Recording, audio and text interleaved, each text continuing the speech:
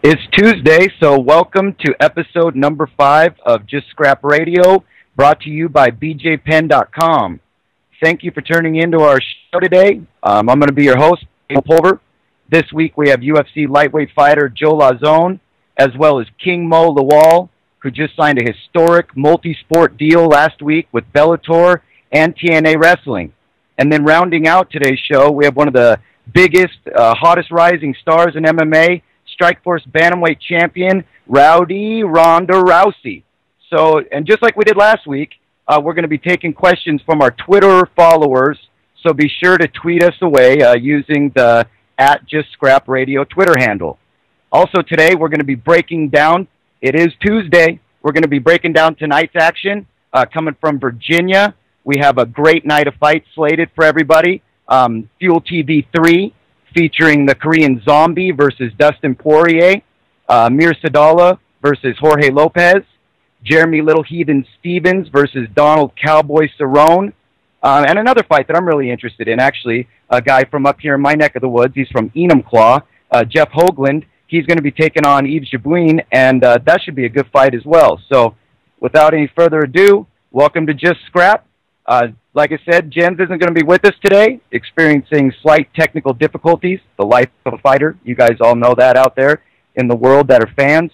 Things come up. These guys have, big training schedules and lots of stuff going on. So anyway, without further ado, I'm going to jump into Fuel TV 3's card here from Virginia. Looking at the main event tonight, we have the Korean Zombie. He's 12-4, taking on Dustin Poirier, a guy who's 12-1. Zombie's probably most famous for 2 victories in his career.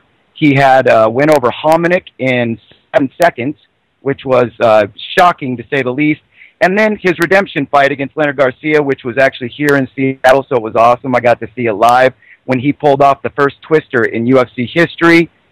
He's lost a few tough fights. Obviously, he lost one by brutal head kick to George Roop. He had a hard loss against Garcia in their first fight, and of course he's taken on one of the young studs, the Diamond, Dustin Poirier, who has wins over Holloway and Garza by sub recently.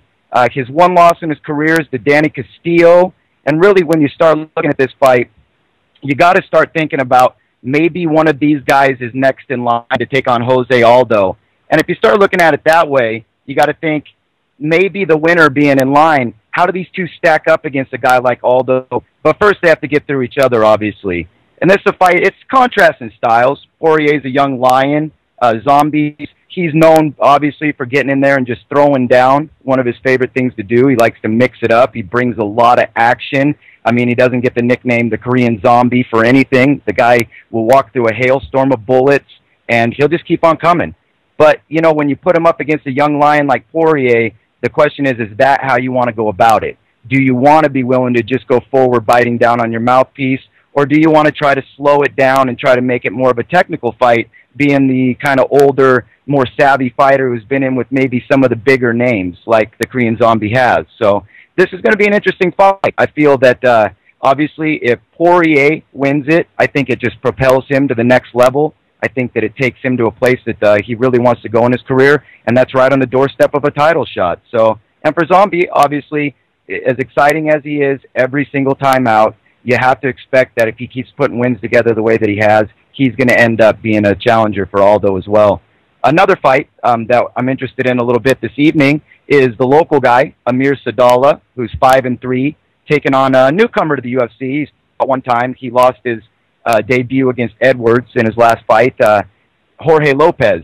You know, you look at a guy like Amir, you got a guy who's got wins over DeMarcus Johnson, Brad Blackburn Jr., Phil Baroni, but he's coming off a hard loss. You know, that last fight against Ludwig in his last, you know, he made the mistake that lots of guys make. I feel that people just don't understand how to fight Ludwig. The way to fight Ludwig is certainly not standing toe-to-toe with him. You're never going to be able to fight him toe-to-toe. I've said it a million times. I remember I said it back to Jens 10 years ago. You can't fight this guy standing up.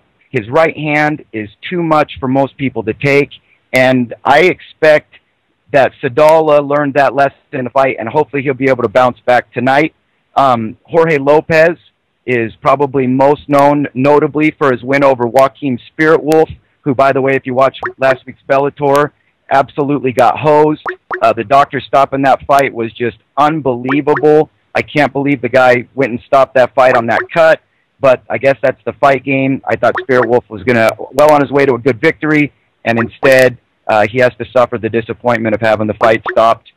The most interesting fight to me this evening, by the way, is Jeremy Little Heathen Stevens versus Donald Cerrone in what two guys coming off of losses, but I think these are two guys that desperately need a win to put them back on track.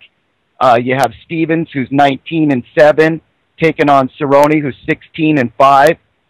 Stevens, like I said, he lost a split decision to Anthony Pettis' last out. He has wins over Cole Miller, Justin Buchholz, Sam Stout, Marcus Davis, to name a few. He lost to Lauzon and Yard. And then you have Cerrone, who's coming off that horrible, horrible battle against Nathan Diaz, where, you know, the first round even, he took some of the most severe punishment I've seen in a long time. He was on a 6-fight win streak before that. He'd beaten Varner, Hordeski, Charles Oliveira, who I thought that was his best performance ever, Dennis Sieber, who nobody expected, but he went out and absolutely destroyed. And I think he's looking to really get his confidence back going into this fight and seeing if he can turn it around. He's Cowboy, so, you know, once you get knocked off the horse, you dust yourself back off and you get back up on it. So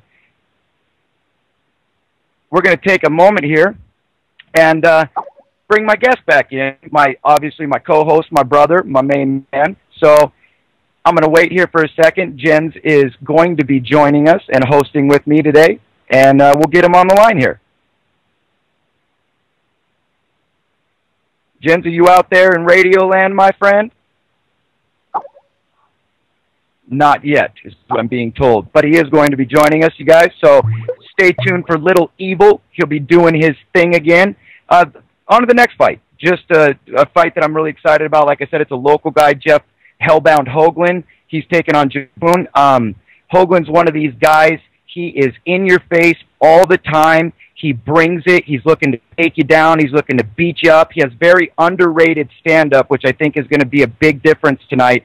Taking on a guy, Jabun, who's 15-7, who has wins recently over Watson and Loveland by split decision. He's lost to Garza by sub, Hominick by TKO, Brookins by sub, and Stout by TKO. So there's kind of a pattern there that I think this plays right into Hoagland's hands in a lot of ways, because the way that Jabun fights is he either comes out and wins it by a decision, moving around and using his boxing skills, or else it kind of looks like he gets beat up. And Hoagland's one of these guys. I'm excited for everybody to get to see him because he's relentless. He's very durable. He's well-skilled. He's fought guys like Gil Melendez in his career even. I mean, the guy has been everywhere. He's been all around. He has a gym here, like I said, in Enumclaw, Washington, which is right down the road from me. I get to watch him train. I get to watch him fight. A lot of his guys from his gym I know, and they're expecting some really big things out of Hoagland tonight. And I think he's going to go ahead and bring it and represent the Northwest with pride and get himself a W tonight in what should be a very entertaining fight and a real contrast of styles. Like I said, Hoagland just right in your face all the time. Pressure, pressure, pressure, and his grappling is really, really underrated, and so is his stand-up, and I think tonight he's going to show people exactly what he's made of. So, interesting card. Obviously an interesting card for a Tuesday night for Fuel TV 3, and make sure you guys tune in. We're going to go ahead and cut to a commercial, and we'll be back in 1 minute.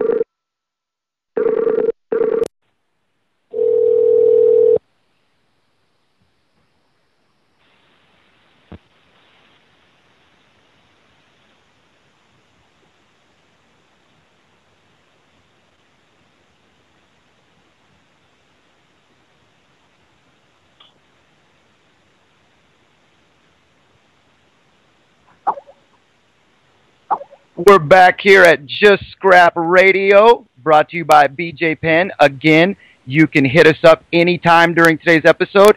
Our Twitter tag is at Just Scrap Radio. I'd like to bring on my co-host, the main host, let's just put it that way, the man with the plan, Jens Pulver. Where you at, buddy? Man, I'm going to just stick with co-host right about now. That was just rugged, knowing my luck. What's up, everybody? Yeah, that's me right now. Sweet. Hey, Jen, so what's going on? Where are we at? What's happening? Hit me up. Oh, I'm just going over this card tonight for Fuel TV 3. Obviously, we got Zombie and Poirier, Amir Sadala and Jorge Lopez, Jeremy Little Heathen Stevens, a guy you're really familiar with, and Donald Cerrone as well. What do you think is going to be the fight of the night tonight, Jens? What should everybody tune into? Well, obviously, it's a set card, but, with the Stevens, Cerrone, the one thing, Cerrone's always been real calculating, and he likes to just run down everybody. I mean, the way he fights and he just bowls through everybody. He just, he kicks him, punches him, fears nothing that they're going to do to him, except, he starts running to him maybe a little bit on the ground, but he's got great ground game. And the only thing, like I said, with Stevens, he's a stand-up, brawling machine who has a serious right. Like I said, sparring him a few times throughout the years. Yeah, he hits hard as, I'll be damned. And I think based on the way, the staring was at the weigh-ins, Stevens is definitely trying to make this some kind of grudge match, you know what I mean? And Cerrone just sitting back going, really? Seriously? You really think you're gonna have a chance? So, I mean, if both people have their way and one of them stays up, it could be a great fight, goes into 3 rounds, or it could go into 2, and then there's a knockout. So, hold your breath. We'll see what happens.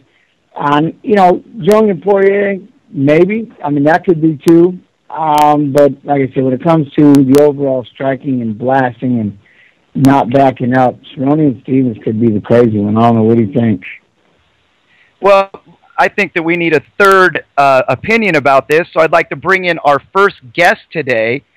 He is well known throughout the world of mixed martial arts. He's a lightweight in the UFC. You know him pretty well, I believe, Jens, or, know him in a lot of ways. Joe Lauzon. What's up, Joe? Well, what's going on, guys? Hey, brother. How you doing? How's everything going for you? Hey, how's it going with you? Oh, it's going good, buddy. It's, I'm just relaxing, having a lot of fun watching your career. That's for dang sure, It's one thing to stare across the cage from you. It's another to have to coach against you in the Ultimate Fighter. But I tell you what, watching you in that octagon, that's a whole nother world right there, man. I have a lot of fun, and, congratulations on just the way you've been turning it out and really getting after guys. Your fighting style is sick, So what's next for you? And we'll talk about the last fight in a minute. But what do you got coming up? What's happening? And how you doing? Let's all together. I'm doing good overall. I'm fighting August 4th on it's a UFC on Fox card. I'm fighting Terry Adam, who's like really tall British kid. He's like 6'3", tall. But I'm just kind of getting ready for that. Gearing up a little bit. We're not in 100% camp yet. We'll probably start that in like a couple weeks, but. Just getting after it, just doing my thing. And, Joe, you and Adam both are coming off of losses via high kick. Yep. What changes? What did you see in your last fight? I know you're a really cerebral fighter and a really analytical guy. After watching the fight, do you wish you could have that whole round back? Or what do you feel you can change this time and bring to the ring different? Oh yeah, I would love to get, I don't even need the whole round. I need like 5 seconds back. I definitely, I got caught. That's all I can really say. We're really big about breaking down tape and things like that. And we had seen so Pettis was standing southpaw when he caught me. He fought the entire fight southpaw. And I understand how to fight a southpaw. Like I'm very familiar. My brother was southpaw. I sparred him all the time. I'm used to dealing with stuff. But Pettis very particular. Whenever he was southpaw, he was generally he would switch to southpaw and then he would throw like a spinning back kick. So normally I would step to my left to step outside his front foot, And, you know, but when he's throwing the spinning back kick, that's the worst thing you can do. You just step right into a spinning back kick. So, you know, so I didn't. You know, so I wasn't worried about his hands and southpaw, but I knew the kick could come. But I got tunnel vision about thinking about the spinning back kick, and I just, you know, fell asleep for half a second and just freaking got caught, you know. And Edam's 15-4. He has wins over Palalodo by sub, Gugerty by sub, Buchholz by sub. He has a decision over Stout. He lost, obviously, the last fight by spinning heel kick. Dos Anjos subbed him. Clemente was able to beat him up a little bit. He kind of was clowning on him even in that fight. And then Gleison Tebow, you know, and he's one of those guys that doesn't really fit the old adage that Brits can't wrestle. But overall, do you feel that this would be a good time maybe to you know, you take guys down and you sub them, Joe? That's you're great at that. Is this going to be a fight where you're looking to take him to the mat and sub him? Yeah, I mean, I think that, you know, the quicker the fight goes to the mat, the quicker I negate his reach, you know, which I think is, like, the biggest thing. Like, you know, that's going to be the toughest part of the fight, is just dealing with him being so long. You know, I think that's going to apply on the feet, you know, dealing with his kicking range and punching range. You know, and also on the ground, you know, he loves to wrap up, like, guillotines and triangles and all those submissions that long, lanky guys like. So I'm definitely going to look to, you know, get the fight down and kind of start taking away some of that reach, you know. But I think it's just as time goes on, it's more and more important where you got to have more emphasis on your stand-up, because if I just go and I try to shoot on Adam from the get-go, you know, I'm a little too far away. He's going to wrap up my head. He's going to catch me in something, you know. So I mean, we'll definitely be looking to stand with him a little bit in the beginning. But yeah, I mean, I'm genuinely, you're right. My game is typically, you know, throw some punches, take someone down, and then beat them up on the ground and catch a submission. You know, so it really won't deviate from that for this fight. You know, it's just I gotta make sure I'm not shooting from too far away. So you want to try and come in, you know, the biggest thing, obviously, is block his offensive assault. Now, are we going to see a lot more clinching, the dirty boxing into a takedown? Is that, I mean, you've been working a lot on doing that, you know, kind of just coming in, hitting that mid-level attack, and, you know, when it goes to the ground, I mean, I've seen you work well on both. Obviously, you're great on your back, but do you prefer being on the top, or, you don't really care either way, just getting into a scramble? When you hit the ground, you know, I mean, is it going to be, how do you want to see this end up as far as when you're clinching and you're taking them down? Do you care if it goes on your back, or are you more excited about getting up on top and being able to rain down punches and set things up? And, you know, in general, I would always rather be on top, you know, but I'm never worried about being on my back. You know, like I'm very, very comfortable, you know, being on my back, setting up sweeps, setting up submissions, things like that. So, like, I'm never uncomfortable being on my back. But if I had a preference, I would be on top, stuffing someone against the face, stuffing someone against the fence, and you know, and dropping stuff down on them. You know, you talked about, like, clinch stuff, and you know, I'm constantly working on, like, people see, like, a lot of times because I attack so quickly, you know, I've had a lot of fights that are very, very short. But I had really long training camps where I worked on a lot of stuff in those camps, and a lot of stuff just people haven't seen it yet. You know, like, I've done a great job, you know, hitting, you know, takedowns from the clinch and throws.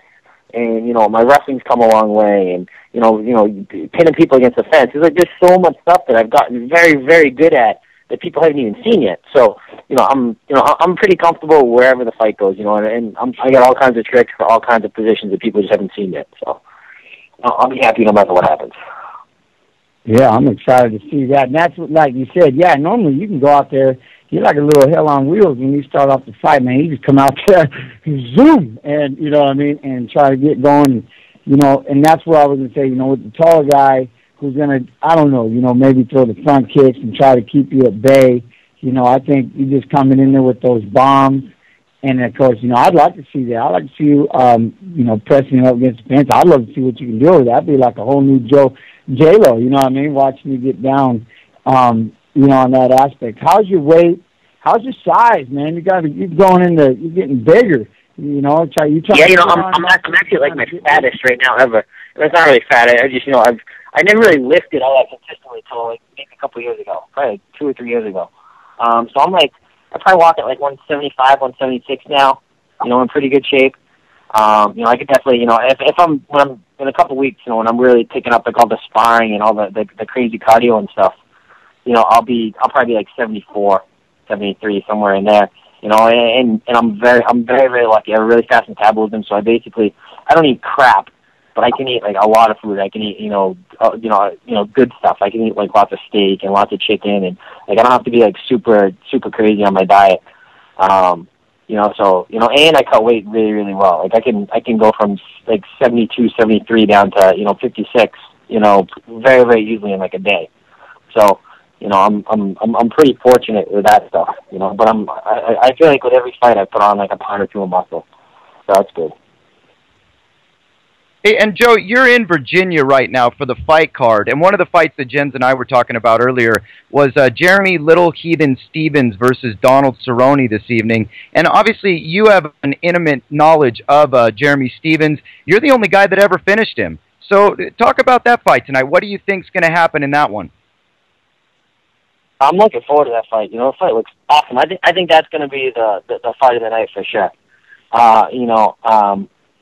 I fought Jeremy Stevens. I finished him with an arm lock in the second, I think. I think it was the second round. It's going to be a barn burner. You get two guys that both love to stand, that love to hurt people. I think it's going to be an awesome fight. And what about the main event this evening? Obviously, you got the Korean Zombie versus Dustin the Diamond Poirier. How do you see that fight going this evening? I think it's going to be a tough fight for the Korean Zombie. I think Poirier is going to take it. But it's a tough fight. Korean Zombie is like really, really good in his last couple fights. But Poirier really impresses me. Josh Crispy is one of the guys that trained me, and Josh is really, really good. And Dustin, made him look pretty bad. It was just a really good fight. I was really impressed by Dustin in that fight. And, so I think he's gonna run away with it as the fight goes on. Yeah, I don't doubt. You don't see too much of Young stand-up, so watching Poirier come after him, we might have to see a different side of Young. But just overall, with this whole card, there's massive amount of fights. One's on Facebook, obviously, things like that. Are there any fights that really stand out to you that you're looking forward to watching? Besides the entire card, of course, but any one in particular that you're taking special interest in? The big reason I'm out here is so Tom Lawler's fighting Jason McDonald, and Tom trained in my gym, so I'm really looking forward to his fight. I'll be on the edge of my seat the entire time. Tom's a favorite for the fight, I think, which we didn't, I didn't think I saw the result, the odds until today. But Tom's been training really, really hard, but he's in great shape. Like I've never seen him look any better, any sharper. He's kind of got the same thing. He's got to do a little bit of extra reach. Jason McDonald definitely, a few inches taller, but Tom looks awesome. I'm really looking forward to the fight. Tom never looked better. Super sharp with his boxing, his wrestling's good, his jiu-jitsu is good. Like I'm really looking forward to this fight. It's gonna be really exciting. Yeah, I agree. I knew you were going to say that about Lawler, but I have to play the clueless guy. Yeah. But no. But what I was going to ask is, with the striking aspect, is that something, how some people, they get so carried into, I want to be a striker, but his initial game, obviously, is takedowns, submissions, but is he starting to find a groove, obviously training with you guys, he's starting to find that groove, with the stand-up, getting a lot more comfortable, because, McDonald, he likes to take it pretty much everywhere, he's got a wild stand-up side, and, so with Lawler, is it one of those things where, he's been working on striking, but maybe he's using his fight, or is he like, hey, I'm ready, let's go stand up. If I can wrap it in there, I'm going to keep on going? Tom's been working on his stand-up a lot, but he's still got really good wrestling. So, I think that Tom's a lot like me, where I think his game will always be to get the takedown. But again, he's got to deal with long reach, so if he starts shooting, from far out, Jason McDonald's going to be wrapping up his head, going for dark strokes and guillotines and triangles and all that kind of stuff, So I don't think it's a case of Tom's been working on his stand-up, so he's going to, think that he's a stand-up guy now. Tom realizes he's a mixed martial artist, and if he's doing well on the feet, he'll keep it up. If he thinks he wants to hit a takedown, then he'll take him down. He'll be comfortable wherever the fight goes. Hey, and Joe, we got one of our Twitter followers here. I know that you just said that you're walking around at about 175 or 176 and able to make weight pretty easily. Joey Cleater wants to know if you've ever thought about dropping to the 145-pound class. You know, I have fought at 45 before, but I just lose too much. You know, I lose all the explosiveness. It just isn't a good fit. Like I'm usually walking, like I said, I'm like 75 or so. So, you know, to try and drop down, 30 pounds is a lot for me. You know, it would be really tough for me to keep my weight down. You know, I wouldn't, if I was going to fight at 45, I would want to be at 62, 63, somewhere in there. And for me to get my weight down that much, I would have a really tough time. I think I would lose a lot. So, and I'm happy at 55. You know, I'm pretty quick for the weight class. I'm a little bit longer for the weight class, and we get a lot of guys that are really short. You know, and I would have that even more at 45, but I think I would lose the strength. I'm pretty happy with where I'm at, and because I keep putting on weight with every fight, it's a couple pounds, and part of that's getting older, but a lot of that is because I'm more consistent with my lifting. I think I might be able to get 45 for maybe one fight, but it wouldn't last. I think I would just lose too much. I thought you were going to say you were going to go 70 the way the lifting's been going. I'm like, oh, good Lord. I'd like, let me see that side with Joe Lauzon. Good. Yeah, that'd be awesome. That'd be great. I'm pretty happy with 55, though. I don't feel overpowered. Like, I used to feel, overpowered against most of the guys. Guys like Manny and, some of those guys in the tanks. And, Manny went down. But, he still, I felt overpowered even then. So, I've put in a lot of work on strength and conditioning stuff, but I'm pretty conscious about my weight and things like that, so I don't think it'll be a problem. I'll be 55. I think the rest of my career. All right, we're breaking outside of the whole MMA thing because I know the internet aspect of you and the gaming side. Are you rolling down to Diablo 3? You messing with that stuff at all? I never got. I was never a big Diablo guy. So I did not. I do know people are super excited about it. So maybe I'll get into it a little bit. Were you a big Diablo guy? Yeah, no, I haven't tried it yet. I know it just came out, and I'm the same way. I was never a Diablo guy before, but they're pumping up this third one so much that I'm thinking, all right, I got to give it a whirl. I threw down some Star Wars. I like that, obviously the Warcraft, Skyrim, but, so I just didn't know. I had to ask because it's like becoming an epidemic. It was like the #1 pre-sale, broke records on Amazon, so I didn't know we were going to see you rolling around in the Diablo 3 area as well. I think I'm like you. I play it like Call of Duty. Did you play that? Did you play Xbox, PlayStation? No, I wish, but you know what? I'm starting to look up the keyboard and mouse, so maybe I'll give it a whirl. You know what I mean? Oh, I've always been a PC guy. You hear the disgust in his voice, Abel? He's like, oh, man, Jens, yeah. Not much in the console side. But, hey, brother, I'm going to say, I wish you all the best. Have fun out there, in the old VA, and we're going to have to get you back on. And like I said, we'll wrap more internet and get after it, you know what I'm saying? But I really appreciate you taking the time coming on, and best of luck to you in the fight coming up. Oh, thank you. I'm always I'll do whatever I can to make it on. All right, brother, for sure. We'll catch you on a UG worst-case scenario or something, you know what I mean? Yeah, sounds good. Okay, brother. Be good. We'll talk to you soon. All right, later, Jens. Take care, Joe. Right. Hey, so Jens, let's talk about that fight a little bit. Let's talk about Edom. Let's talk about him and Lauzon matching up. Obviously, he said Edom's the 6'3" Brit.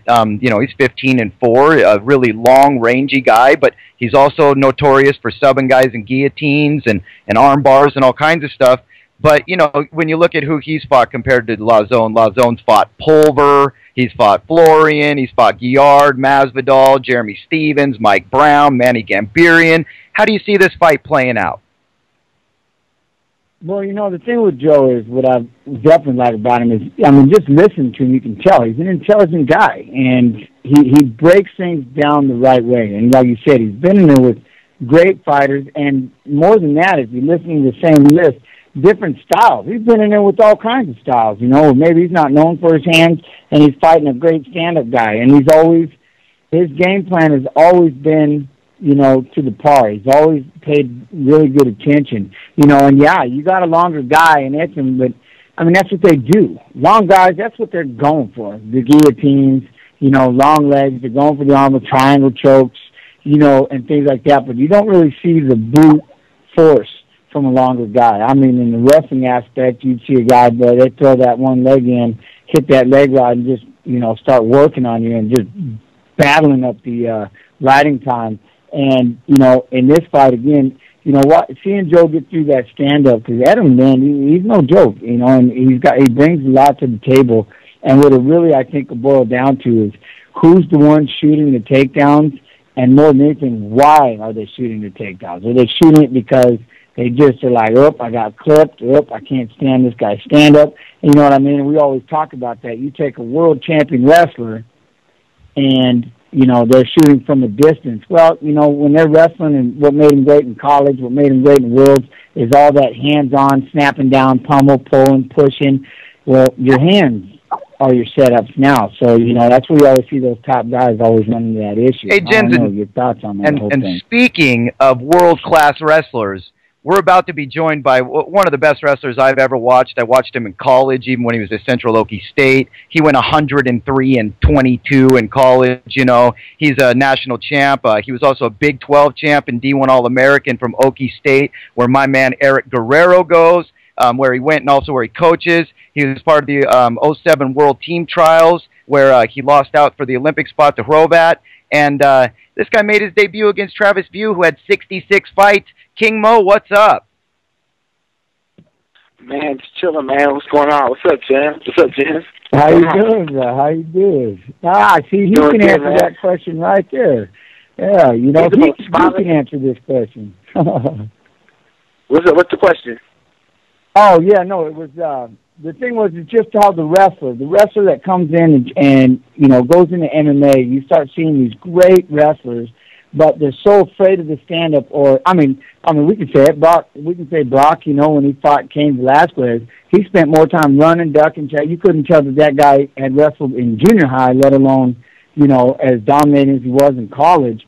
What gave you that confidence, you know what I mean, as far as when you walked into MMA and you came from this massive wrestling prowess, what was your thought? I'm just going to blow through them, or I'm going to work on the stand-up so, A, I'm comfortable, I can weave my way in, throw some jabs, back him off, and hit the correct shot. What was your thought process when you were first coming into this? Man, I'm a boxing fan. As a matter of fact, I remember watching you on ESPN2 upset a prospect. You know what I'm saying? So, yeah, I remember that. Yeah, I remember. It was a good fight. He dropped him and everything. He dropped him, I think, with the left hook. I remember watching the fight. Now, and I'm a boxing fan. I'm a huge boxing fan. I train with boxers. I train with Alan Green. I've trained with Floyd Sr., trained with Jeff Mayweather, Brian Vera. I attend boxing events. I'll watch boxing. I love stand-up as well as kickboxing. I'll go watch K1. I've watched it Showtime. I'm cool with Tyrone Spahn, Noah Manoff. And I know guys like Goku Saki and Badr Hari. So with me, growing up, stand-up, we didn't grapple. When we used to fight growing up, it'd be all stand-up. And if we start grappling and wrestling, unless someone got slammed, they'd break it up like no grappling, no grabbing. Just throw hands. And that's how we did it. I love it. It's true. Hey, Mo, and I'd like to start off, obviously, by congratulating you on huge news this week. Obviously, Viacom signing you not only to a deal with Bellator, but as a deal with TNA Wrestling as well. Congratulations. And, I'm going to steal a line from Jerry Maguire here, but it looks like they finally showed you the claw. How's that feel, man? Oh, man, it feels great, man. Not only is it great for me, but it's a big opportunity because hopefully I do good enough to where they look at other people, former fighters or guys that are fighting right now that can do it and give them opportunity to strengthen their brand. Because, you got guys that are like, some nice guys out there that are fighters, but they get no recognition, where I feel like if they had a chance to blow their character up just a little bit in pro wrestling, they'd get more recognition. And should I expect to see like a Nikita Koloff? Yeah.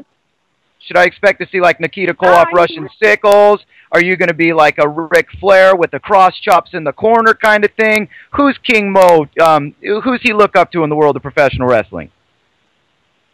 Man, he named Nikita Koloff. Obviously named the Nature Boy, Art Anderson, Bob Buckland. And Dr. Dusty Williams, Great Muda, Masahiro Chono. I watched everybody, you know what I'm saying? That's the thing. Like, I was a student of combat sports, but one thing I knew that a lot of the people that, you know, the people that had the it factor in combat sports were the guys that could cut promos. Like Ali. You know, Ali, he could put up any type of microphone and he'd shine. And that's why I watched pro wrestling, not just the action and the storyline, but I watched it to hear these guys talk and the trash talk. I loved it. You know, that was Tito. Tito Ortiz taught me that a long time ago, and that's exactly what he said. Something about Tank. Tank had it going on as well. It's like, it's what you do going into that cage and what you do and say coming out of that cage that's really going to have you remembered. Because, you know, inside the cage, inside the ring, we see great fights or great moments all the time, but it's really how you carry yourself before and how you carry yourself out, man. I'm just tripping. God, man, you're just huge. You know it all. You understand it. I mean, you come from this wrestling background, see all the boxing. I'm like, dang, he's talking about me. You know all the pro wrestling. You get Arn Anderson. I about fell over. Hey, you're fighting, the guy you're fighting, I think, was 6-7-0, 6-7-0-1, I believe, had one draw. And this guy, I forgot where he's from. He's St. Louis or something like that. And he was supposed to blow you out the water. And Kenny Adams was like, this guy, Jim Polar's a cage fighter. He's known for his power, has a big right hand, and I believe he dropped him twice. I'm not sure if I'm right. I believe he dropped him twice. 4-rounder, great fight. I remember that. I'll never forget that.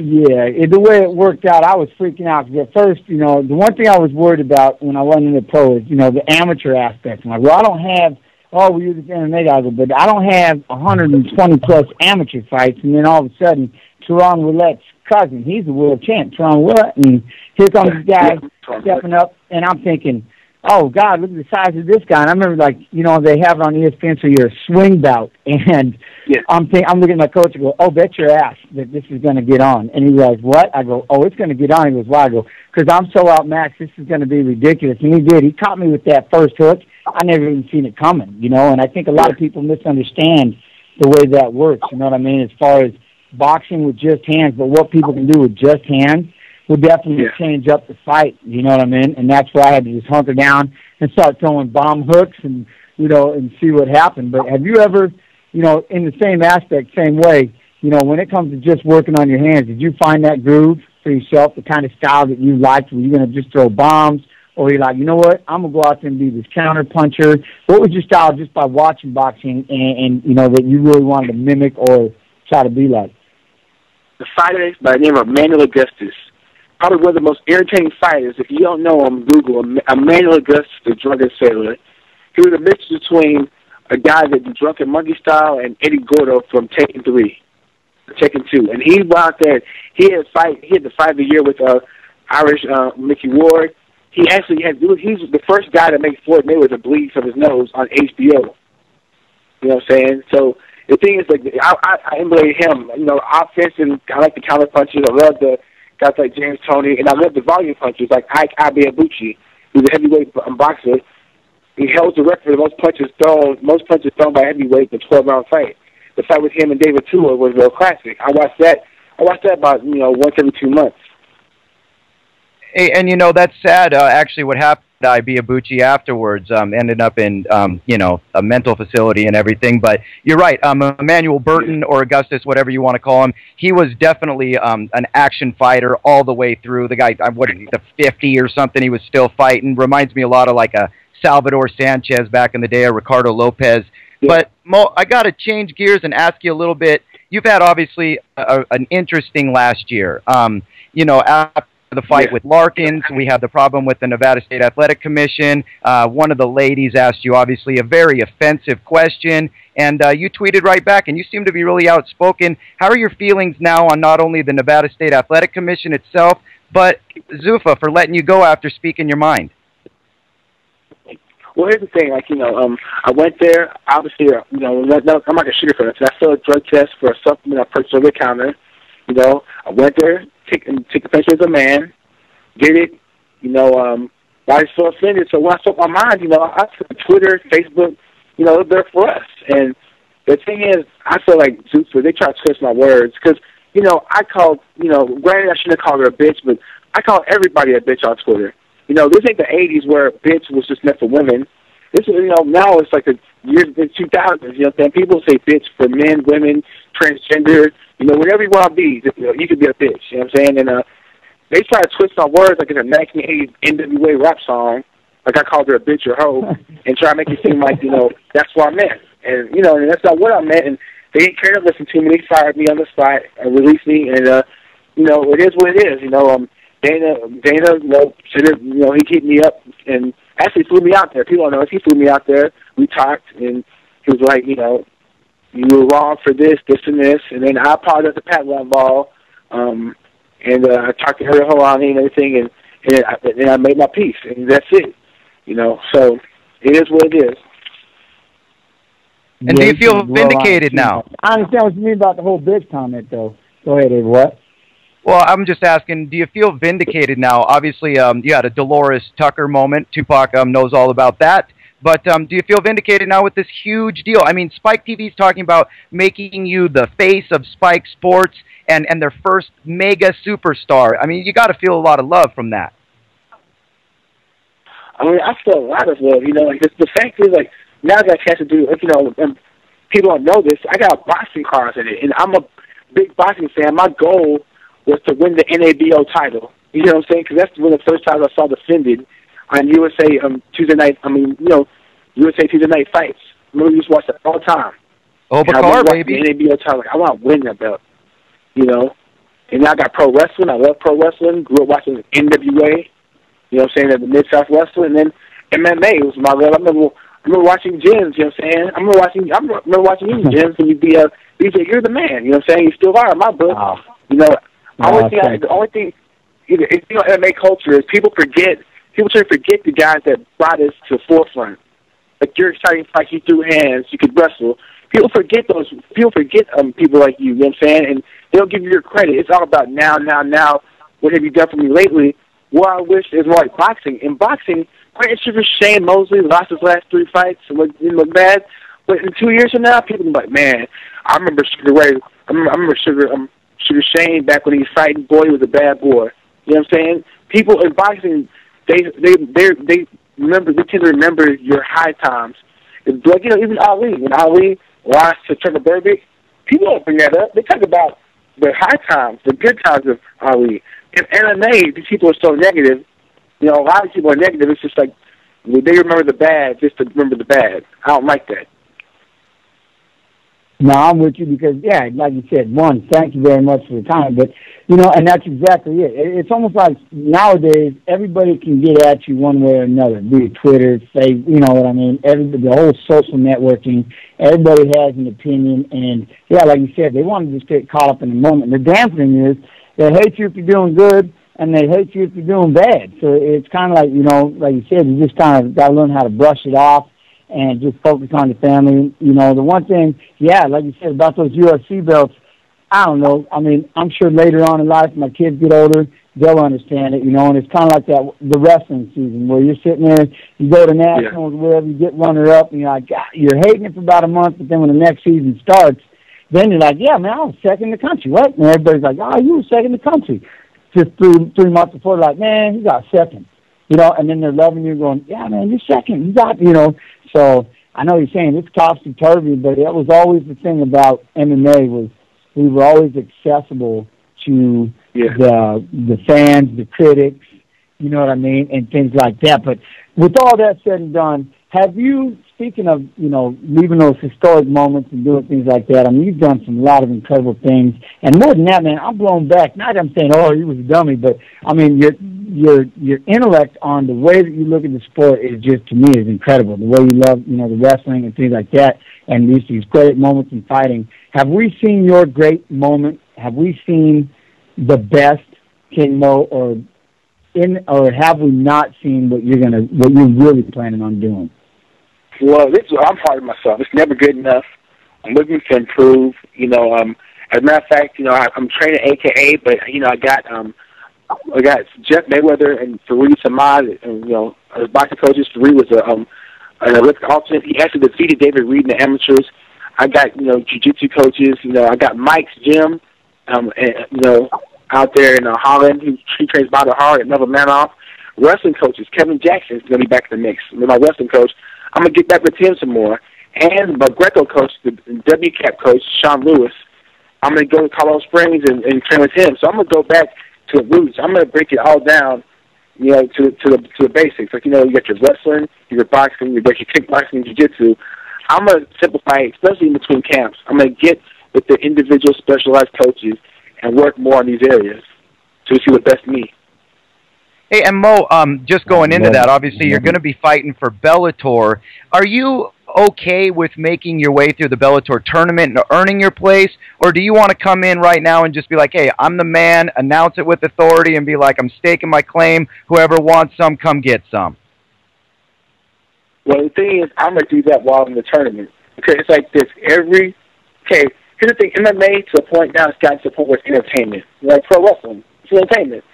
If it's a true sport, if you know the true sport, how do you become a national champion in college wrestling? You win the NCAA tournament. How do you become a national champion in college basketball? You win the NCAA tournament. How do you become a champion in football? Win the playoffs. Same thing with basketball. Same thing with hockey. Same thing with all those sports, soccer, World Cup. You have to win a certain tournament to get to the title. You know, where, not to bash the UFC, they're a good organization and some other organizations, but, you know, say me and you are supposed to fight, and then, you know, Jim comes in and he looks great, and they could be like, hey, Jim, you look so good, you're going to fight for the belt now. You know, you just never know. How do you determine who deserves a title shot? The best way to figure that out is through a tournament. And Mo, hey, I really thank you for joining us today as a guest. I mean, you're like an encyclopedia. It's like sitting here talking to myself, for Christ's sakes. It's incredible, your knowledge and your depth in the sport, not just this sport, but in all sports. And by the way, Spain's going to win the Euros this summer in a tournament fashion in soccer. And I just want to say best of luck to you in your TNA debut, the Bellator tournament, and just being the guy you are, man. You're one cool cat, Mo, and I thank you a lot for letting us do this interview. And I appreciate, hey, Jens, man. If you get a chance, give my number, man, because I definitely want to pick your brain, talk with you, because, you know, I admire you as a fighter and in person, you know what I'm saying? Because I wanted to talk to you. I saw you at a Structures event. I wanted to talk to you because, you know, but I was kind of shy, you know what I'm saying? But just want to pick your brain because you've done a lot of things that I want to do, especially the boxing and the MMA, and you came from a wrestling background, man. I look up to you. You're one of my favorite fighters, seriously. So I definitely want to pick your brain. Hey, I'll consider. That's an honor, and wow, you just. Hey, I got goosebumps. I'm like, man, a little man crush happening. Thank you, brother. Damn, son, I can't believe that came from you. But I'll absolutely get a hold of you. I'll get it from Pedro, our producer, after the show, and I'll definitely text you up. And I mean, like I said, I love the way you look at this sport and just your overall knowledge. And like I said, I'm gonna pick your brain a lot. And hey, man, if you need a little jester sitting out there trying to make you laugh while you're training, holler, man. I'll be right there. All right, man. Let's work together, dog. Let's make something happen, man. Absolutely. Definitely want to work with you. All right, I'll get you this afternoon. All right, be good. All right, bro. All right, man. I'm waiting for you. Hit me up. I will. I'm telling you. It's a done deal. All right, cool, bro. All right, I'll talk to you in a little bit. All right, man. That guy, take it easy. All right.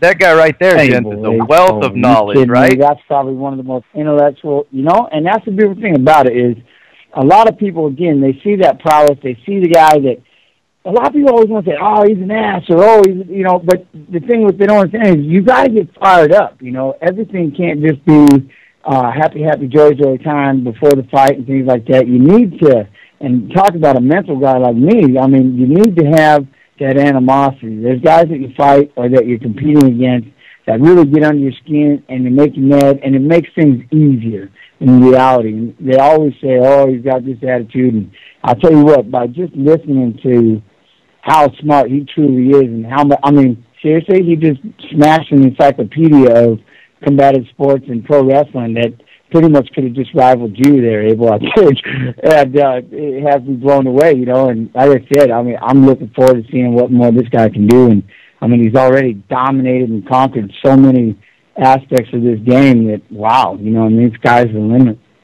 Yeah, and and he's a showman too. You go back to even his days in Japan. You remember him walking down with a girl holding the umbrella, and he's wearing the crown. And I mean, he is absolutely tailor-made for TNA, for any wrestling organization. Actually, he's an entertainer. And how much do you think, Jens, that that's now something people expect out of fighters, is to also not just bring it in the ring, but also to be a real entertainer outside of it? Well, you know what? Like I said, I'll always take that page from Tito Ortiz. Back in the day when, he was the face of, when Zupa came in. But he was already a face before that, 'cause he'd been around.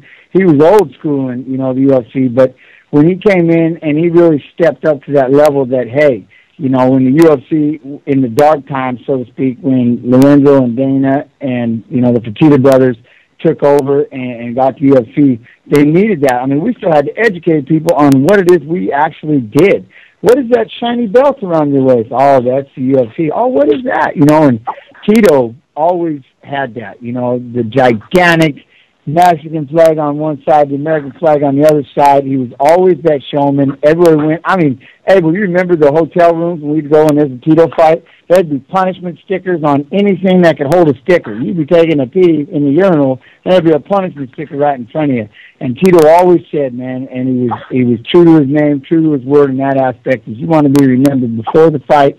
You definitely want to be remembered after the fight. What you do in the middle, hey, you know what I'm saying? You lay it all on the line. So, that was one of the things. And Mo he has taken it from there. And, the best part is he backs it up. And that's the one thing people need to, they ride people for their attitudes. But you know what? When you're staring a guy down, the biggest difference between a street fight and this fight is they've got 3 months to prepare for you. You've got 3 months to prepare for them. This ain't like you're in a bar. Someone says something about your clothes, or someone says something about your girl or your wife or your mom or whatever, and then bam, 30 seconds of all hell breaks loose, and then you're done. These guys have to sit there and train for each other, and they know each other, and they push after it. So you know what? That showmanship, that's part of the game, and if you back it up, it makes it even that much more fun. Who was it? Prince Nassim Ahmed? Mess with that guy when it comes to talking. Yeah, no kidding. Hey, and that brings us to our next guest, Jens. Obviously, we were supposed to have Ronda Rousey on, and Ronda, again, the life of a fighter, she had to cancel on us.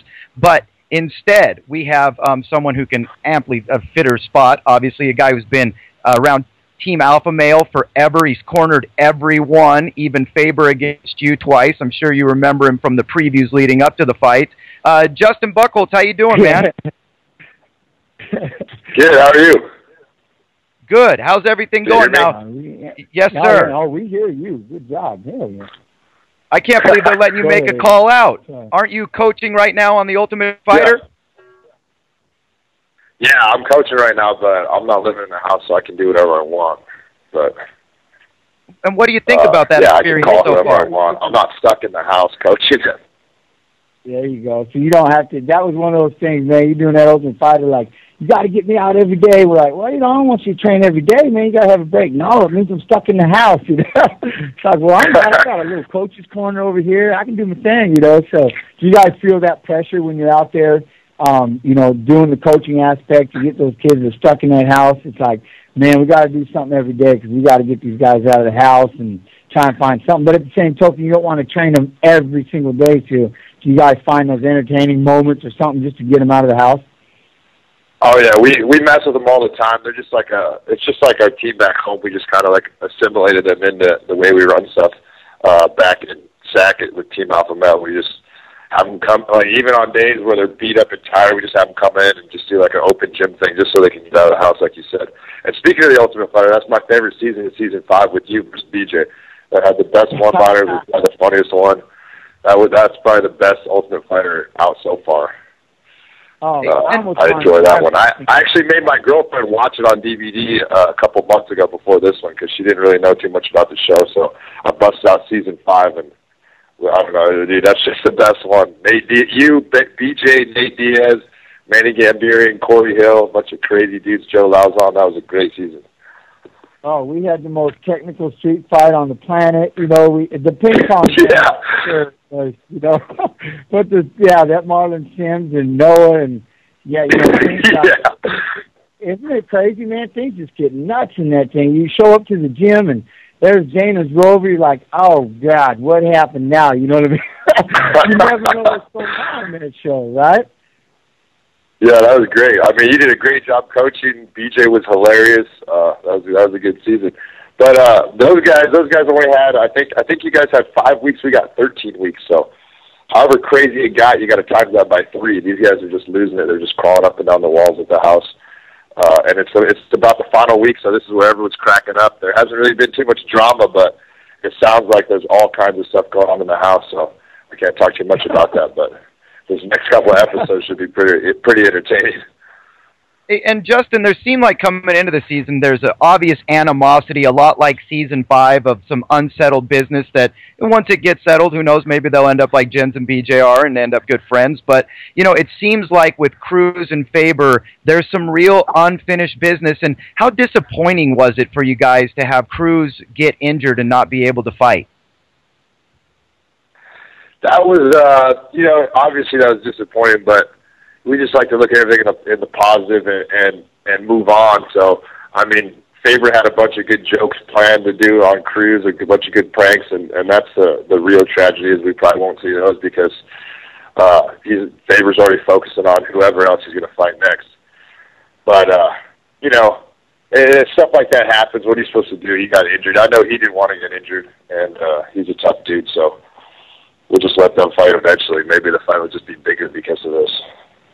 And you've been in the corner, obviously, for all of Uriah's fights. I mean, you've been in the corner for everybody. Here's a question, as one corner man to another. What fight stands out in your mind where maybe you had to make an adjustment, where you guys were able to see something and really help to take your fighter to a victory that night? Man, I don't know. I think cornermen get way too much credit. I mean, I think when adjustments are made, like, you can help it and say whatever you want, but you know it's up to the fighter when they're in there. And I mean, you know, Jen knows this. Like it's a one man sport when it comes down to the fight, and a lot of times you can be screaming the perfect thing, and the fighter might not even hear you, or they might do it, you know, and not even know they heard you, or they pick it up subconsciously. But you know, I think cornermen get way too much credit. They just hold water and calm them down, like. The reason why I corner everyone is just they're just like my good buddies, and you know I got some decent advice when it comes down to it. But it's usually up to the fighter, and they just make those adjustments on their own. I think most of the time, but you know cornerman's definitely important. But and how different is it? Yeah, I mean, obviously, a good question coming up then off that is instead of being in the corner, when's the next time we might see you in the octagon? Well, my last fight, I put together a good streak ever since I got cut from the UFC, but I lost my last fight, so I'm gonna have to. I screwed that one up big time, but I'll probably have to win 2 or 3 more before I get another shot in there, you know. But that's my goal, so not stopping on that. Oh, good. Well, because that was the thing I was gonna say, you know, style-wise, you know, and the same thing is. What is it that you want? Because Abel was kind of going there, but, you know, when you're cornering people, it was almost the same thing I'd asked Regan Penn. You know, he's been in BJ's corner forever. And I was going to say, what is it that you're wanting to hear from your corner? I always tell, like, Abel, obviously, he's always in my corner. He's like, look, you know, you get those guys that try to tell you each combination as it's happening. Obviously, you just rifled off 5 or 6 long before they ever got it out of there. But what is it you really want that corner to tell you? Breathe, drink some water, focus, those kind of things. I mean, yeah. What you're looking to find here.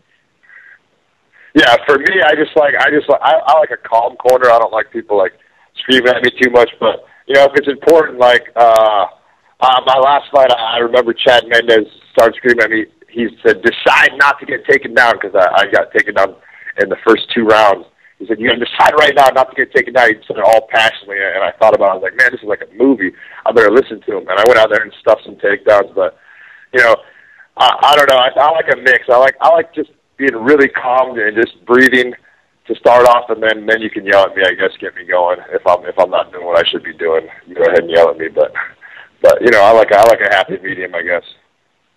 I hear you. So you're that guy. The first thing you do, I remember the old school military shift, and Matt Hughes obviously was super king at it, which was, all right, run out there, turn them around, and back them into your own corner, and then we'll all and have a nice chat as you're sitting on top of them. Is that the kind of thing? I mean, put them over here, you know. Yeah, that's awesome. That's just a guy off the show, Joe Proctor. He fights exactly like that. He always tries to get the guy back to the corner so he can just listen to advice. He's like a robot. He just does whatever you say. He came up a little short in his last fight, but he'll be a tough guy in the UFC. I'm sure he's going to fight on the finale.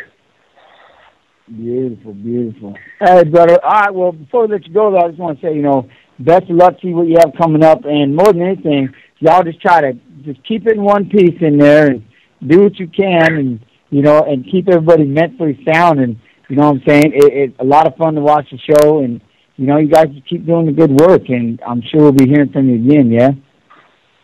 Oh, yeah, awesome, man. Hey, a lot of respect, man. You've been watching you for years, Jed, so, I don't know, big fan of yours, man. I miss your commentary. I want you to comment. I liked your commentary on WC and stuff. I miss your commentary on stuff. Oh, I miss it too, brother. I miss it too. One day, we'll see if I can get in the good graces, you know what I mean? But until then, just have fun tearing it up, and I appreciate that.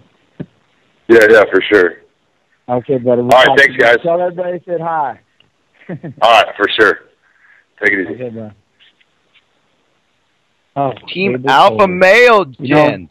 Team Alpha Male, guys. You was too busy coaching because I'd have drug your butt out there to that Ultimate Fighter with me because, God, I tell you what, it's a lot more fun being his friend than coaching against him. That little BJ Pinkin, he makes you want to pull your hair out of your head. I'd have tried to keep a poker face the best I could, but like I said, it's so crazy. People just don't know. It's like you got to get them out of the house because they're just going crazy in that thing. I mean, if people watch it, if you haven't seen season 5, you better go check it out because it was the purple versus the blue. They basically had a turf war right off the bat, and everything was gangster. I mean, I think we had beds thrown in the pool. They had, everybody was on one side. And I remember every day coming to that gym, and Manny Gambarian's over there. He would sing and wake us all up. Oh yeah, he gets down. You got Corey Hill doing his deal. Nate, he was always too chill. He never said a word. But I'm like, all right, how'd it go last night? And they're just, buddy. And I remember one time, I'm like, well, I got to give you guys a break. Oh, no, you don't.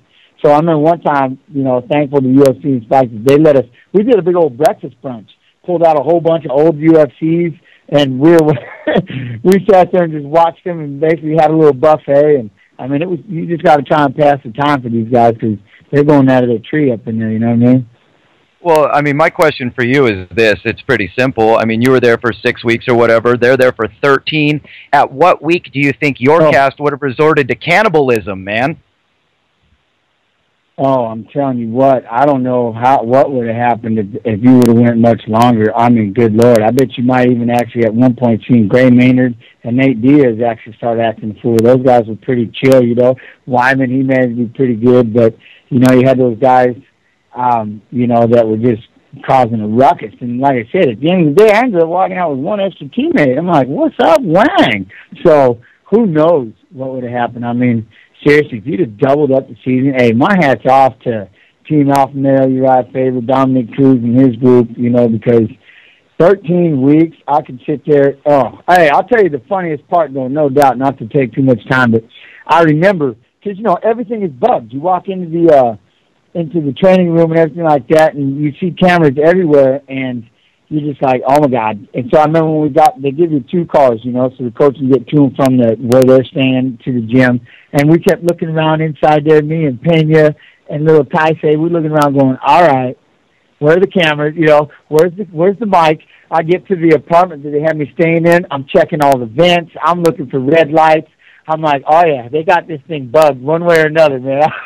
I was paranoid. By the time you're done, I kept reaching for my chest to turn in my mic every day. You know how they take that little moleskin and glue it to your shirt? You have the damn thing hooked to the back of your pants or whatever. When it was done, I still kept reaching for that stupid thing. And for a week, I kept thinking that thing was on me. I'm like, oh, my God. You'll sit there and you'll have conversations, and before you know it, here comes this big, furry mic boom right up underneath you. Like, wait, oh, no. You know what I mean? So people don't get to see too much of that, but it's funny because the cameramen and stuff, they're not allowed to talk to you. You got to act like they're just moving statues. And then when they finally, all right, the last fight is done and cut, everybody's like, all right, I remember. And then they just start unleashing after having to record you for so long, you know what I mean? So it was a lot of fun on that aspect. Hey, and my last question to pester you, of course, brother. I know you got a long day ahead of you. You got more training to do, but you're a 135-pound fighter. Obviously, these are the guys that are considered the best 135-pounders in the world. How disappointing is it that you don't get to see this trilogy wrap itself up? You know, I think the biggest thing, more than anything, you know, it is frustrating, but I guess it's just going to come in time. And the only downfall about it is, you know, that was another thing. Again, I remember Dana saying back in the day, you know, yeah, the one thing about the WWE, the WWF, which is great because it's choreographed and, you know, they can really develop stories because that guy is not going to call and say, hey, I just blew my knee, hey, broke my foot, hey, I broke my hand. You know what I mean? So you have to deal with all these bumps in the road, and the longer you have to wait to see this fight, you know, who knows what will happen. Not to say that they're going to do the interim champ now, but to see the final fight, you know, that's a long ways away, and you just never know what's going to happen. So I guess at this point, we sit back, we wait, and we'll see if the trilogy, you know, if it happens, if it's hype, if Uriah can get there, you know. It's kind of like with Chuck Liddell when he finally got his title shot. I just kept thinking, you know, is he going to make it? Because, God, he has to keep fighting everybody. Hey, do you have an idea who's on the phone right now? Oh, buddy, we've got another guest today. Let me tell you who we got on the phone right now. We got a man who was made for this show. We got a guy, he's been around MMA forever. He's a legend in the sport. And he's just an overall badass dude with a badass attitude, hence the name, the New York Badass. What's up, Phil Baroni? Hey, what's up, guys? What's up, Jen? Hey, brother, how you doing? Doing good, man. Doing good. Just sitting back, relaxing. What's been going on? I'm gonna, you know, I'm playing dumb, so we gotta. What have you been up to? I'm living the dream, brother. I'm living the dream. I'm over at AKA right now training for a fight June 2nd. And I might be taking a fight real quick after that to get my manager on the Monty Cox. I might be taking a fight a couple weeks after that, too. So, you know, I'm just coming off injury, and I'm going to get the ball rolling and start kicking some ass here. It sounds like you're trying to stay busy. Is that something that you want to do? Obviously, when you're in the UFC and things like that, you can only fight when they tell you to, hey, we'll see you again in 4 months. At least back when we did it, especially when they didn't have a show every damn week. You know, is that one of those things where, man, that you like to stay busier, or do you like having 2 or 3 months off in between fights? I mean, you know, what's your preference on that aspect? I need to stay busy. I mean, when me and you were back in UFC on our first run, bro, I fought in UFC 8 times. You know, I was under contract for 5 years or so like that. You know what I mean? 5 years, only 8 fights. So you know, I need to stay busy. When I was fighting in Pride Bushido, I had 6 fights in I think 9 to 10 months, and I did a lot better staying active and fighting often. I mean, I can't be coming off long way off, especially at 36 years old. So I just want to I just want to fight as often as possible, kick some dudes' asses, and go out with some wins. I know I don't have that much time left, but I want to make the most of the time I do have left and knock some dudes out and correct some shit that didn't go my way in the past, and go out with a vengeance, so to say. And Phil, you've been in some of the greatest classic battles of all time. I mean, all the way back to even Linland, Evan Tanner. Your knockout of Dave Monet is absolutely legendary. Your fights against Minowa were exceptional. I think the smack talk, the things you said before that fight about his shine box and his red Speedo was some of the funniest stuff I've ever heard. What fight stands out in Phil Baroni's mind as the one that he wants to be remembered for so far in his career? Well, I think my comeback gets over because I lost some fights in the UFC, and I got released, and they sent me on my way packing, and, see you later, alligator. And, everyone wrote me off, and I went into Pride, on short notice as the co-main event, against Manoa, who was on the roll right then, beat Gilbert Ivo, beat Stephon Leko, beat a couple of, legitimate guys, Butterbean, who's a big, tough motherfucker, in his own right. Beat a bunch of guys that were bringing me in to get beat, thinking I was washed up bum. And, I flipped the switch on them, knocked his ass out, and got a couple wins, you know what I mean? So that was real memorable. That fight you know, meant a lot to me. You know, people talk about the Stephen A. fight, and yeah, that got me on the map. But you know, I just got him before he got me. I mean, you know, I fast hands and I got him first, but that wasn't really something where I had to dig deep. You know, the Lisbon fight, the fight you commentated with, where at the end I still remember it clear as day.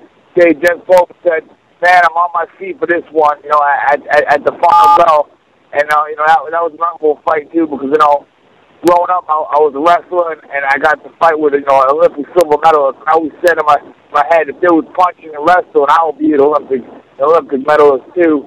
And you know, fighting that guy as tough as I did, I kind of proved it to myself. So I had a lot of tough fights, and if I had to name one, I would have to say Manoa.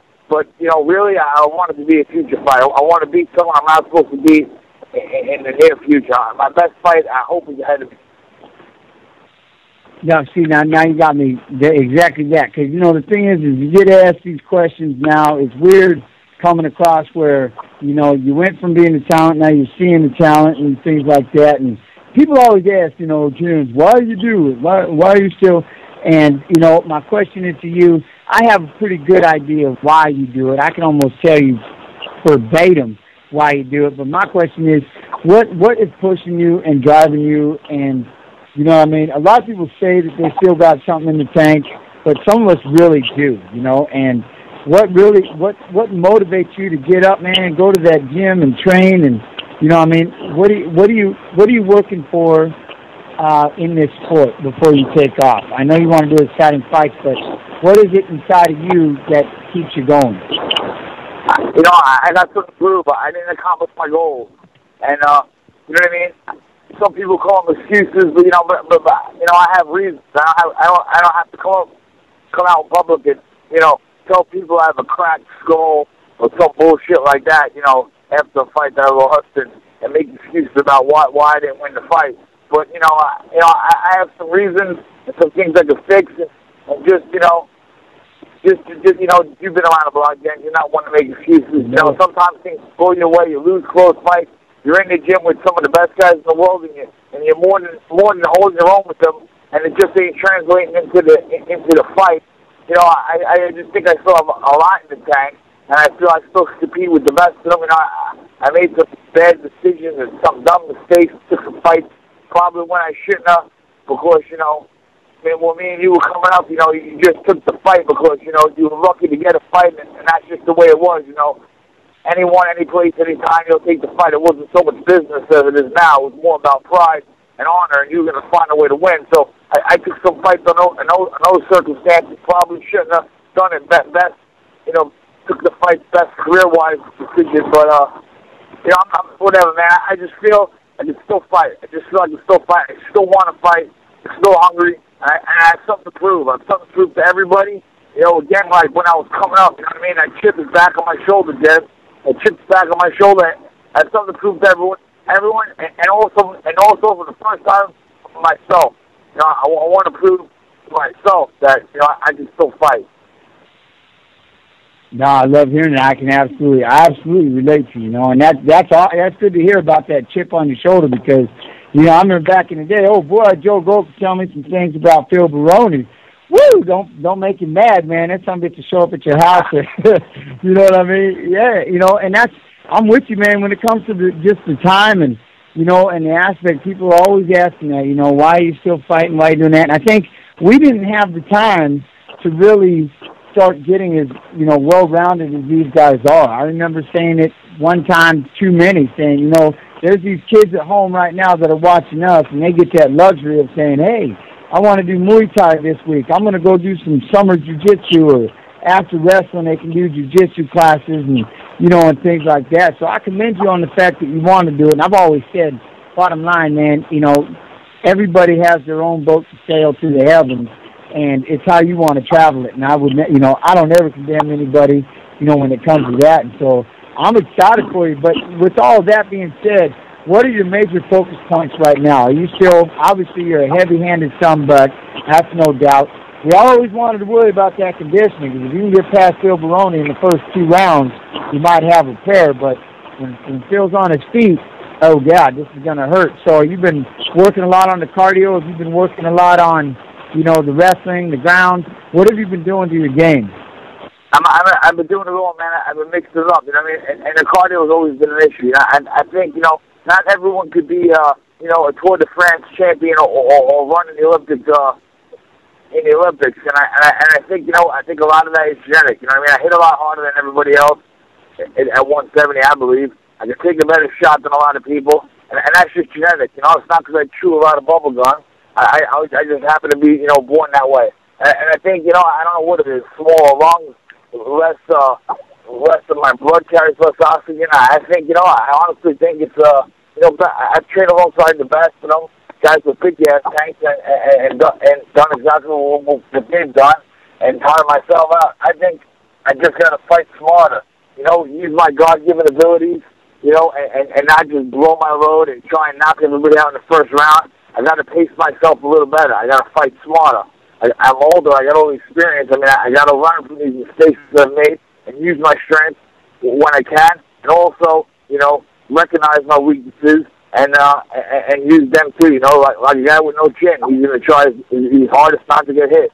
Like, you know, or a guy who don't like to get hit, like say GSP, he ain't gonna trade with nobody. He's just gonna wrestle. You know, or a guy who likes to trade, you know, he's gonna somehow get into exchanges. A guy who believes in his chin, well, you know, my gas tank's a problem, so I'm gonna have to slow the pace down. You know, and it was my own fault. I would come out like, you know, a bat out of hell, you know, guns ablazing, try and knock everybody out, you know. Unfortunately, I think I had some success with that early, so I thought that was the only way to fight. You know, I thought I was the next, you know, when I was a kid, I thought I was the next Mike Tyson. And I was knocking everyone out in the first round. But in MMA, you can wrestle and you can tie guys up, and you can clinch, and you can survive that. You know, you can survive that. And you ain't gonna get knocked out if you don't want to get knocked out. If that's your only, you know, if that's your only objective is to get out of the first couple of rounds. So, you know, it's a different sport. I've grown. I've gotten a little smarter. I realized my genetics, my strengths, and my weaknesses, and I gotta fight, you know, around them and you know, according to what they are. You know, I'm not Damian Maya. I ain't gonna jump guard, flying triangle with some dude, and I ain't gonna outgas him like, you know, like Clay Guida and jump around like an idiot for fucking 5 rounds and be fresh. You know what I mean? I have to pick my shots, be more economical with my punches, get off first, you know, make the guy guess, you know, use my wrestle. Everyone knows I can wrestle, but no one's seen it in the last, you know, 12, 15 years. You know, I can do it in practice pretty good, but, you know, I got to get to it. You know, I can't be, you know, just trying to win every fight by knockout. I got to, you know, take the decision when it's there and just fight smart. So, you know, I got some things I got to work on, and I just got to, you know, I know what's got to be done. I just got to do it in the ring. Oh, man, go ahead, brother. I wish you all the best. And you and I would go way back, man, and, you know, so it's good to hear from you. And like I said, I'll continue to follow. I'll always be checking up on my New York badass, you know what I mean? So, hey, I want to thank you for stepping in last minute and taking the phone call and you know, kind of keeping us up on what you got going on. Oh, yeah, man, anytime, bro, anytime for you, Jen. Hey, man, I want to say something real quick, too. I'm staying with Kimo. He's letting me stay with him over at AK, you know, at training camp. Hey, I just want to say, man, all the fighters out there, all the MMA fighters, man, they should be happy for the guy and supporting the guy. I think it's absolutely ridiculous that people, you know, have some dumb shit to say about, you know, oh, it's pro wrestling, you get confused, blah, blah. Man, if you can't tell the difference between Olympic wrestling and pro wrestling, you're an idiot. And no one gets mad when Randy Couture does a movie. It's the same type of thing. You know, I think everyone should be supportive and happy that one of our own, you know, not only an MMA fighting fan, a former wrestler, has made it. You know, he's made the transition. He has something else, you know, some other way to generate the income. And really, he's opened the door for all of us. Jen, you know, me and you would be a pretty good tag team partner. I think we'll take out Mysterio one. You know it, that's what I'm saying. Yeah, that's now. You just got me picturing it now, man. That'd be the shit. No doubt. No doubt. I think he's opened the doors. I think he's opened the doors for a lot of us. You know, I'll let him go for it. You know, I'll let him off the hook with still my entrance. You know what I mean? Still my entrance with the robe and shit. I'll let him off the hook for that one because he opened the door for this pro wrestling for all of us. So, Jens, man, maybe we should go down to that WCW and at the TNA sign up and get in that camp because I might need to take you partner. Hey, I think you two. You got me anytime, man, for sure. And I think you two would make the Road Warriors look like pussies. Yeah, man. No shit. I'll be in touch, man. Look, it got him laughing too about that. That'd be sick, but for sure. Yeah, but man. I'll be in touch. I'll be in touch, man. Man. I'll be good, man. Bye-bye. Damn, Abel. I love it. Oh my God. I'm talking about it right now. So that would make you who? Paul. I'm talking about it. Paul Ellering. Look. You got the Rock and Roll Express. You and Phil with awesome mullets, frosted tips, and a bunch of spandex shit on, or like the Midnight Express. I could be your Jimmy Crockett or whatever his name was. The mouth, running around with his tennis racket. And I'm telling you, I think Phil's onto something, buddy. No, you know what? I'll tell you what he really is on to more than anything is, that is the one thing about King Mo. I mean, after the day, really talking to him, good God, you know what? I mean, nobody can dog you. I mean, how are you going to dog somebody for wanting to go into the WWE or, you know what I mean? I'm still WWF, you know what I mean? NWA, all that. That's just a lot of fun to do on the side, too, with it. You know what I mean? Obviously, look at his prowess. Dude can fight, man can wrestle. Athletically, he can do pretty much everything and not just do it well. He's great at it. So then he wants to take it into another sport and be that entertainer that he's always been. Hey, hat off. You know what I mean? And I'll be watching for sure. I haven't watched much of that stuff, but to watch a guy that can back it all up, Kurt Angle was a great wrestler, and then to be able to take him to the entertainment side, took it a lot farther than he would have been able to take just his, competitive wrestling aspect of it, but to go into the pro wrestling allows you to have that other side, and I mean, is anybody saying anything about Rocky Maivia, the D. Wayne? So, you know what I mean, but wow. I mean, that just went nuts, dude. We just had Buchholz from The Ultimate Fighter give us a call. We had Baroni. I mean, seriously, Joe Lauzon. It seemed like that was an intellectual day right there. It was just, damn. Rhonda, hey, I wish you all the best. Maybe another day, another time, I can see I can get my current Strikeforce Bantamweight champion on here, and we can see how she's doing. But again, all the best. And for all you out there listening, you know what it boils down to. I hope you can hear me a lot better. Abel, thank you for opening up the show. Because that's really what you're supposed to do. So with that, everybody, from myself, from my little brother, A.B., I want to thank y'all for tuning in. This was a great show, man, to be honest. Like I said, King Mo, I think, opened up a lot of eyes as far as making no excuses and what he can do skill-wise. We have a great card tonight, so I want to wish everybody on the UFC card all the luck. You know what I mean? Especially those ones that may be hanging on the balance of making it or not. So I'm looking forward to seeing those fights. And, hey, man, seriously, everybody, wow. I mean, what are we, tearing it up? This is our 5th. So we're going to keep going, keep Twittering, keep bringing it out there. Let's make the noise. Let's get everything happening. This is Just Scrap Radio on bjpen.com. I'm going to say it every time until somebody tells me don't. In the name of my former friend, may he rest in peace, Papa Schnocky. We're out. Peace and hair grease. We'll talk to everybody again real soon, next Tuesday. Kilo,